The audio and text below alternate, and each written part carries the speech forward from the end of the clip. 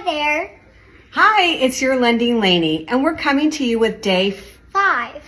of the 12 Days of Mortgage Myth. Tegan, do you have a question for Gramsci? Yes, I do. I want to know what's the difference of pre-qualification and pre-approval? Great question, Tegan.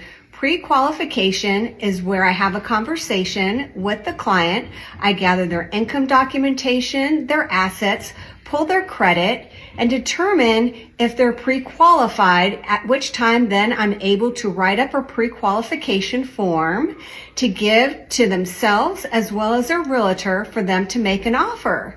And the difference with a pre-approval is actually all their information goes through our underwriter for the lender to make a commitment to the buyers subject to a property unless something changes on their behalf.